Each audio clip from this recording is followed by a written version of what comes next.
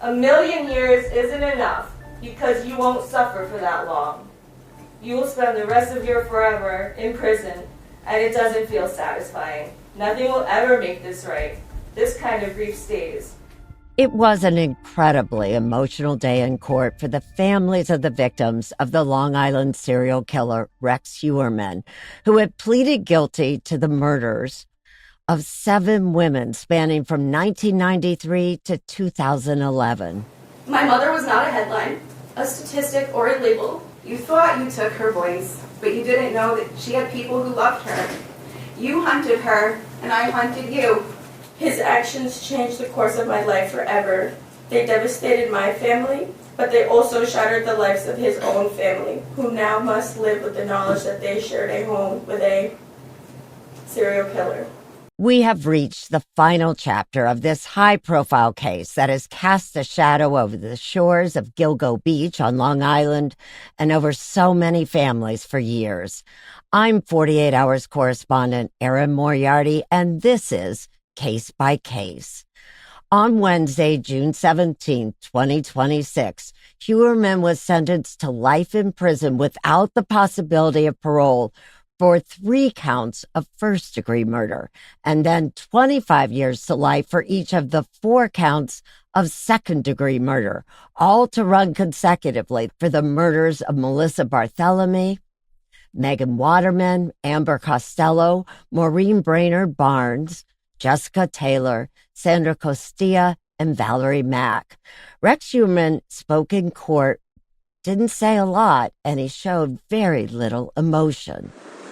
There are no words I can say. I am responsible for what was said in this room today. The words I would say have no meaning, and I'm going to leave it there at this time. Heuermann has also admitted to killing an 8th woman, Karen Vergata. However, as part of the plea deal, he was not actually charged with Vergata's murder. Rex Heuermann, though, will never hurt another woman. I've been reporting on this case since 2011. Over the years, we've interviewed the family members and friends of the murder victims. I've come to know many of them personally. And from the beginning, our goal was to make sure these women weren't seen simply as escorts, as they were often portrayed in the media, but as mothers, sisters, daughters, and friends, people whose lives mattered and whose loved ones never stopped searching for answers. Joining me today to discuss the dramatic sentencing is CBS News legal analyst and criminal defense attorney Caroline Polisi, who has been following this case since Heuermann was arrested in 2023. Thanks for joining us, Caroline. Thanks for having me, Erin. I've been watching your coverage of this case for many years now, and it's a real honor to be here today. I mean, you could feel that emotion in the courtroom. I found it so interesting. I mean, you could literally hear the judge's voice quivering as he delivered this colloquy, which was escalating to the end. He was yelling. He even wiped away tears at one point. I mean, I've never seen a judge really get so worked up at sentencing. I mean, in fact, the only person who didn't show emotion was the person who should have, the one who brought everybody together, Rex Heuermann. Let's just start where this whole case started. And it's interesting. It began as a search for a missing woman, 23-year-old Shannon Gilbert. I want to be clear. Shannon was not one of the murder victims. Shannon had been working as an escort and had been at a client's house on Long Island when she called police in a panic, and then she suddenly vanished. State police. Yeah, there's somebody after me. Police did an exhaustive search for Shannon, and while searching in an area near Gilgo Beach, police found human remains of 4 other women who became known as the Gilgo Four: Maureen Brainerd Barnes, Amber Costello, Megan Waterman, and Melissa Barthelemy. Shannon's remains were eventually found about a year and a half after her disappearance. The police believe her death was not a murder and not connected to the other victims, that Shannon had instead died from an accidental drowning. But given that police described the Gilgo Four as all petite in their 20s and working as online escorts, investigators believed that they were dealing with a serial killer, who soon became known as the Long Island serial killer. They got a description of him and the car he drove from a roommate of Amber Costello. The roommate had told police about the client she'd left with the night she disappeared, describing him as looking like a, quote, ogre and having a first-generation Chevrolet Avalanche. You know, it's funny. I met David Schaller, and he did use that term ogre. Investigators didn't have much else to go on, though. I mean, that could fit any large man, and the investigation stalled for over 10 years. That lack of movement was so tough on the families of the four women. I talked to Missy Can, Maureen Brainerd Barnes' sister, frequently over the years. She tried so hard to keep a spotlight on the case, but it finally took a new Suffolk County police commissioner by the name of Rodney Harrison, who happened to be a retired high-ranking New York City police detective, to make real progress. He set up a task force in 2022 devoted to cracking the case, and it worked. Yeah, and kudos to them and that task force. It was so gut-wrenching for those families when this case had turned cold for so many years. But they turned it around, and really once that task force was formed, they figured it out pretty quickly. It turns out that in the original case files, there were a number of critical clues that this new task force was finally able to connect, like the pieces of a puzzle. It was all really there.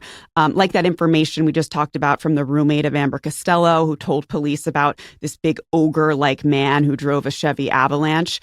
Police back then also knew that a client used a burner phone to contact Amber Costello on the night she disappeared. Also that Maureen, Melissa, and Megan had also been in contact with burner numbers right before they disappeared. So in 2012, with the help of the FBI, the task force determined that most of those calls were connected to cell towers inside a small area of Massapequa Park, Long Island. They called it the box. Yeah, we had known that for a long time, that they believed it was someone who lived on Long Island. They didn't know Massapequa Park right away, and someone who worked downtown. We always knew that.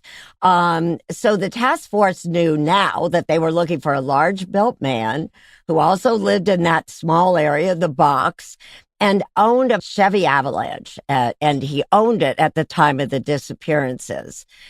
In March 2022, they had what we call that aha moment.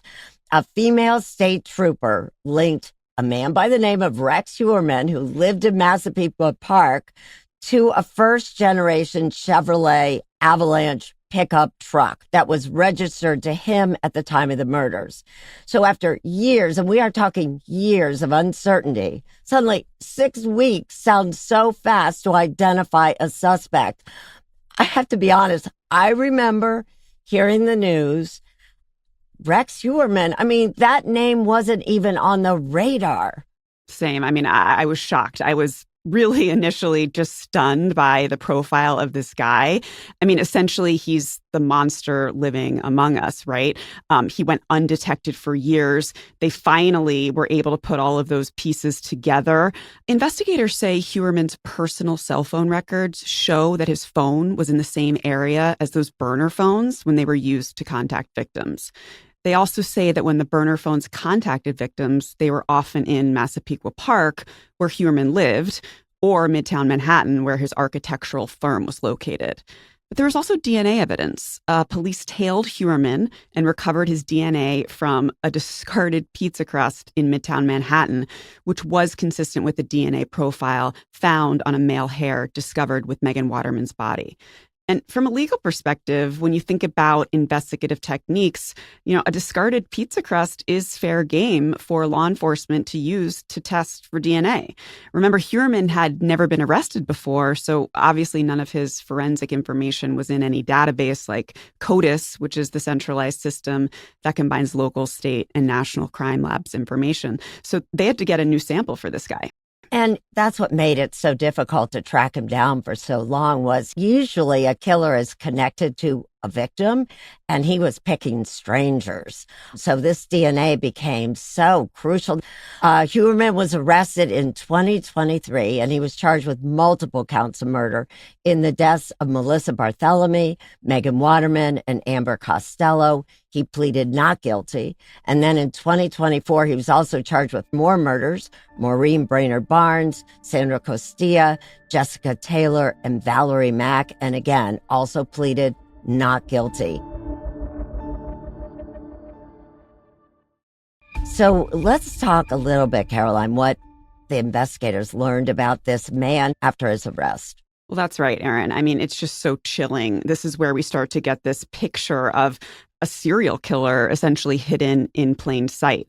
By all accounts, he was this family man who led a normal, sort of boring suburban existence. He commuted to the city every day to do his job and provide for his family. He ran an architectural consulting firm in Midtown Manhattan. He has a stepson and a daughter with his now ex-wife, Asa Ellerup, who was born in Iceland, and she would take the children to see her family there in the summers. And it was during those trips and some others that police believed that Heuermann killed the women. Heuermann's wife filed for divorce shortly after the arrest. Her attorney said she was as stunned as anyone, any of us, by the accusations. And I know there were real questions by the public. How could she not know? But I have seen this happen over and over again when wives of serial killers didn't know. But others would see personality traits that seemed odd or stood out. And that was true with Heuermann as well, including some of Heuermann's neighbors, right? Yeah. Heuermann's neighbors obviously were shocked when police made the arrest at the house. One neighbor described him as very quiet, dark, keeping to himself, extremely intelligent, very smart. You know, I remember reading a New York Times article that reported that he used to swing an axe in his front yard while he was glaring at neighbors, and that parents told their children not to go to his house on Halloween.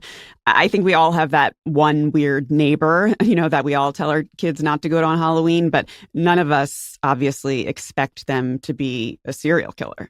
I also remember the neighbors being shocked by how many firearms that he owned and were found in his house because he was a hunter. He had an arsenal. Yes, he did. This case was expected to go to trial in September of 2026, with prosecutors planning to call more than 100 witnesses. That would have been a very long trial. But then in April of 2026, almost 3 years after Heuermann's arrest, he suddenly changed his plea. He pleaded guilty to killing 7 women between 1993 and 2011, and admitted to killing an 8th victim, Karen Vergata. So can you give me an idea of how unusual this is from a legal perspective?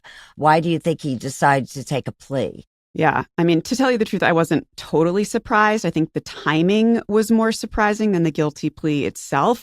Look, we'll never know for sure why he did it, but when the evidence in a case is just so strong like this one, and, you know, when you lose constantly those pretrial motions like Heuermann did in this case, of course, the logical thing to do would be to plead guilty. And the prosecution really saves so many resources when you get a guilty plea. Also, he gives up his right to appeal. So saving you so much time and money and really the angst for those victims' families. And so that gives you a sense of sort of the benefit that both sides get here. The defense really essentially saves him from having to sit through all the gory details of what he actually did. And he may have wanted to spare his own family from hearing that. Well, that's what Michael Brown, Heuermann's defense attorney, told me, that he did want to spare his family. But he also told me something that I found so interesting, that as part of the plea agreement, Heuermann agreed to cooperate with the FBI Behavioral Unit. It's the department that analyzes offenders' motivations. It also is the department that creates profiles, and it assists in solving cases. So are you at all surprised that this would actually be part of a plea agreement? Have you run into that? I am so surprised. I've never, ever come across this. I find this to be one of the most fascinating aspects of this plea agreement. I've never seen it before. And honestly, I do believe that this sort of excites Heuermann and makes him feel important. We know other serial killers often love that attention because they're narcissists, and this likely feeds into that feeling of importance for Heuermann. Nonetheless, it is obviously so rare to be able to get inside the mind of someone like Heuermann that there may be some benefit to law enforcement in terms of what the psychological profile is of this specific kind of serial killer. In court documents, prosecutors released an image of what they called a blueprint that Heuermann allegedly used it's detailed to plan out his kills with these excruciating details. What all do we know about that blueprint, and how unusual is that, really, to keep track of all these things for a killer? Yeah, well, and he would have to, given how many victims there were over the course of how many years. 17 years we're talking about. The details are, as you would expect, just absolutely chilling. The document has 4 columns labeled problems, supplies, DS, and TRG, which police believe stood for dump site and targets. Among the problems that he listed down there, DNA, tire marks, bloodstains, and more. It's just chilling. Well, also, he was really keeping track of the investigation itself. I did not initially believe that so many bodies would be connected with the Long Island serial killer, but he is really proof of how someone would change his MO, because he did over the years. Yeah, it really seemed like he was essentially honing his craft, as it were. And these meticulous notes that he would have when his family were away on vacation. He had to plan it out day by day, minute by minute, in order to stay undetected and under the radar for that period.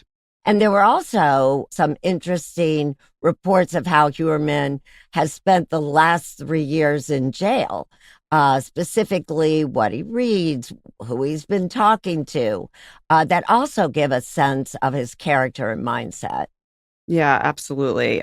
Suffolk County Sheriff Errol Tulin told the Associated Press that Heuermann has been a really voracious reader in jail, with a preference for violent crime and mystery novels, some involving serial killers. Tulin also said that Keith Hunter Jesperson, the infamous Happy Face killer, who's currently serving multiple life sentences in Oregon, reached out to Heuermann by letter. Heuermann did write back, but he hasn't responded to several follow-up letters from Jesperson. Sorry, I think it's very creepy that this case has brought out response from other serial killers. Ugh. So gives you a sort of a look inside the mind of, some of these guys want to feel important, and this is how they do it. Right, but on this sentencing hearing, this was not about the killer now. This now was something that was specifically for the families of the victims, something they had been waiting for years. And in the case of one family, since 1993. On June 17, 2026, Rex Heuermann showed up in court. He sat at the defense table without much reaction. There were times I thought he looked red, but he didn't seem to be reacting. He remained still with one hand over the other. Yeah. Noticeably, his ex-wife, Asa Ellerup, was not at the sentencing hearing. Her attorney did release a statement on her behalf that read, quote, "Miss Ellerup believes this day should be centered on the victims, their families, and the profound impact these crimes have had on their lives. Out of respect for those who have endured unimaginable loss and suffering, she does not wish her presence to distract from the purpose of these proceedings. Her thoughts remain with the victims and their loved ones as they continue their pursuit of justice, healing, and closure." In hindsight, I think it was wise that she did not go to this hearing. During the sentencing, we heard from several of the victims' families and friends. These families have been through a terrible time. They are angry. They want answers. And they were allowed to address him directly, which actually surprised me. Do you believe that they were limited in what they could actually say to him? Well, look, this was really meant to be a catharsis for those families, letting out all that anger. And yeah, they were basically allowed to say anything that they wanted, obviously within these usual boundaries of courtroom decorum. So generally, no swear words, no yelling, etc. Every judge has different rules about what they allow, but they were very powerful in those statements and just very gut-wrenching. I thought it was kind of odd that they were facing the judge and he was to their left, so they had to keep like looking over. So I thought that's pretty typical. That's pretty typical. But, you know, if you listen to the statements, they are directed at Heuermann.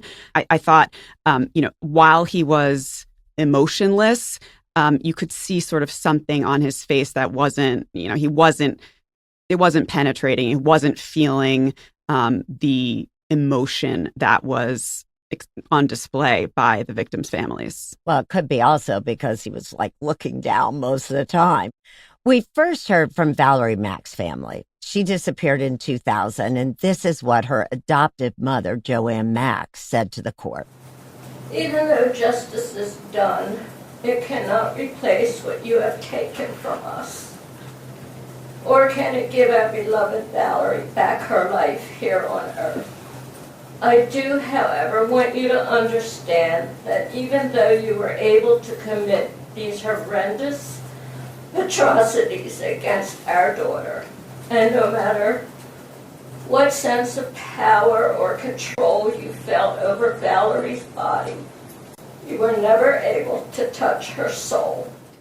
We then heard from Jasmine Robinson, a cousin of Jessica Taylor, who was killed in 2003, and she was the one that was just so emotional, and I think it really was because they were marking Jessica Taylor's 43rd birthday. I can't even put into words the viscerating loathing I have for you. My heart broke even more that there were more victims. Sick, twisted, heartless. There aren't enough words for these murders. Missy Can is the sister of Maureen Brainerd Barnes, and I have spoken to her actually many times before.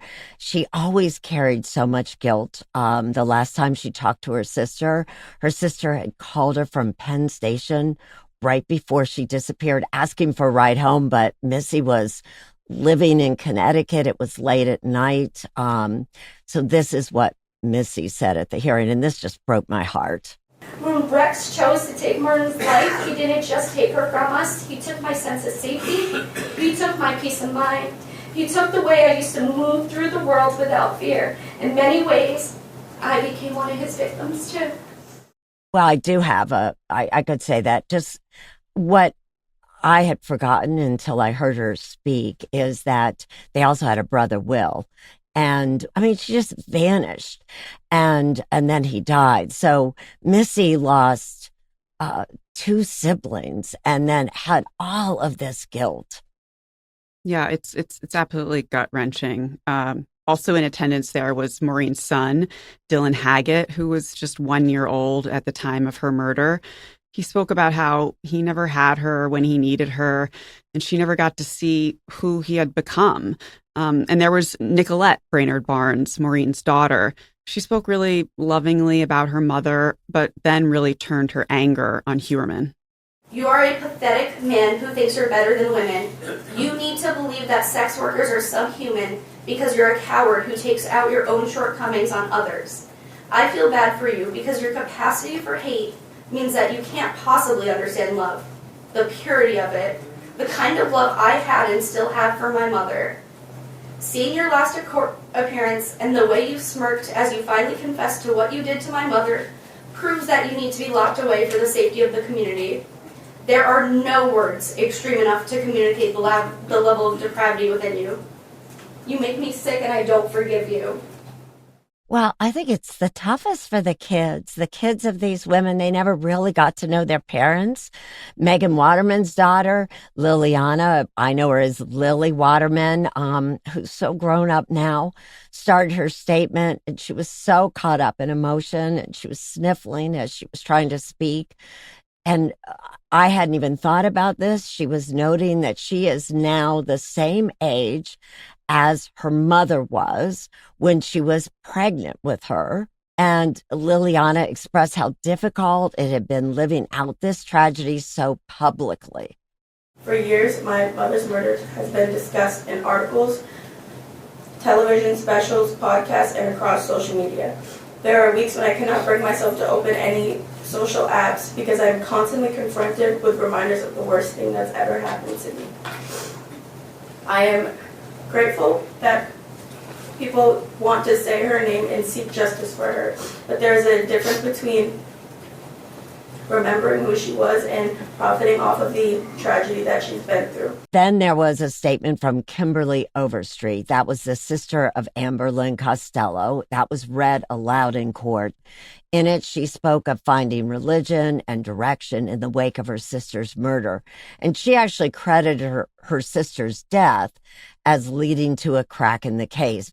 For Karen Vergata, another victim, her two sons were present in court for support, but they chose not to speak. A statement was read from Sandra Castilla's sister, Ruth Ramos. She spoke of Sandra as a mother. I was actually a little surprised to see Amanda Funderburg there. She was the little sister of Melissa Barthelemy. And when she was 15 years old, right after her sister disappeared in 2009, she gets a call and it looks like it's from her sister's phone. But when she answered, it wasn't Melissa at all. It was a man. It was her killer. We now know that was Rex Heuermann, which means that he has such an evil, sadistic streak because he threatened to do to Amanda what he had done to Melissa. What was interesting was, as Amanda is talking, as we've mentioned, Caroline, all the way through this, he's looking down and she's looking over him, and you could tell it was really upsetting her. And so she tells him, stop looking down. Look at me. You can look at me while I'm talking. It's been about 17 years since we spoke, don't forget. Yeah, talk about taking the bull by the horns. This is her one shot, her one chance to finally get that closure, and she was not going to throw it away. Amanda also specifically referenced Heuermann's call during that sentencing hearing, and then said something that, I don't know about you, Caroline, but it really took me aback and showed how angry she really is. You murdered my sister, and the things I do to you are far worse than anything you've ever done to anyone or even thought of. And just because you have a few fans, remember, you are hated by so many. I know everyone spoke on heaven, but do me a favor, save me a spot in hell, because I'll see you there. I really was, I was so sad at her, I think her statements the most. You'll see a range of emotions from each victim, some just extreme sadness, obviously, at the loss, but then others really did have this angry side because there's obviously so much anger here. And it was almost like, an emotional release for these victims to have their day in court, to have this justice, to have this closure. After hearing from many of the victims' families, the judge, Timothy Mazie, himself addressed Rex Heuermann. Let's take a listen to that. I know that you're sorry that you got caught. I assume that you're sorry for what you've done to your wife and children. Are you a little bit sorry for what you did to these poor innocent women? 8 women that you strangled to death? At least 8 that we know of? Are you at least a little bit sorry for that? Yes? Yes, I am. Yeah, and Aaron, if you listen closely, you can faintly hear him in the background saying, "Yes, I am." The judge, though, didn't mince words at all. He seemed to be getting angrier. Didn't you think? Yeah, honestly, you don't see that often at a sentencing. This judge, again, you could hear the quiver in his voice. He was audibly yelling by the end. You know what? You've been described as a very big man. But you're a disgusting and despicable small man, if you're a man at all. And you're a coward. When we watch sentencings on television, typically it is for heinous crimes, so judges do get a little more worked up and emotional. But typically, at your average sentencing, a judge is much more tempered, much more, really a little bit more toned down, and follows the sort of courtroom etiquette, which is not to raise your voice, be controlled. Here, he just threw all caution to the wind and really let loose on Heuermann. So the judge sentenced Heuermann to 3 consecutive sentences of life imprisonment without the possibility of parole for the deaths of Bartholomew, Waterman, and Costello, and 4 consecutive sentences of 25 years to life for each of the murders of Brainerd Barnes, Taylor, Castilla, and Mack. I mean, just for those 4, that 25 to life, that's 100 years. When he's dead, he'll still be serving. Yeah, absolutely. I mean, this obviously is somewhat symbolic, the point being that this man is never going to see the light of day outside of a jail cell. And with that, the judge concluded the hearing. Anything else, gentlemen? Nothing from the people. Mr. Brown? Nothing further. All right, get him out of here.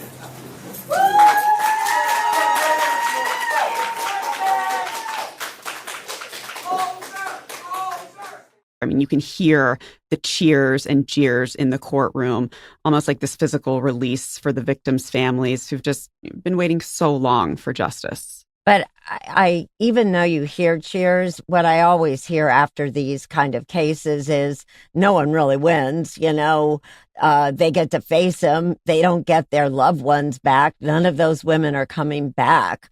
So that it's got to be frustrating, too, that he just sat there. How does someone like Heuermann compare to other infamous killers and serial killers and the sentences that they've gotten in the past? Yeah, I mean, look, he really flew under the radar. This reminds me so much of the BTK killer. In fact, Aaron, the similarities are quite striking. Dennis Rader, better known as the BTK killer for bind, torture, kill, even called Heuermann a clone of himself in a letter to a news outlet in 2023. Rader was also married with 2 kids, lived in his community undetected for years. I mean, they were both even 59 years old at the time of their arrests. Also, I'm reminded of Joseph James D'Angelo, better known as the Golden State Killer. He comes to mind. And believe it or not, I actually met Dennis Rader. I was trying to get an interview with him, so I went into the Wichita jail and spoke with him. And another comparison I could add to that is that lack of emotion we saw in Rex Heuermann. I really saw it with Dennis Rader. He spoke so casually about what he did. And the only time he cried was when he told me that his daughter would no longer speak to him. So it was all about him. He was only crying about his loss, nothing about what he did. And I think also, now in that case, Dennis Rader gave more details about what he did to his victims. But in this case, the victims' families did not get to get the details that they always wanted to hear. The fact is, we may never know those answers. I was somewhat surprised that part of his plea agreement wasn't a more fulsome description, potentially, of what he had done. And that sometimes is why victims' families actually want a trial. They want to know specifically what happened. But I think in this instance, just having this be done and over with for the victims' families was sort of more at top of mind, was going to be more preferential than going through the just arduous and gut-wrenching nature of a trial. Here's what Lily Waterman had to say afterwards at a press conference. This has been a long day coming, and from this day forward, stop saying his name, stop putting his face everywhere. Put the girl's face, put their names, and make it known that we are the ones who live on for them. So, I mean, I'm so happy for these families finally getting closure. Obviously, Aaron, like you said, there will never truly be closure. They will never get their loved ones back. But I do have to admit, I'm not sure this is the last we're going to hear about Rex Heuermann, Aaron. I personally feel that there may be more victims out there whose families are looking for accountability. He insists, according to his defense attorney, that it was just these 8 women, but we'll find out. I really appreciate you being here, talking about this very, very tough and emotional hearing, but thanks for being with us today. Thank you so much for having me. And I want to thank all of you for listening. Be sure to rate and review wherever you get your podcasts.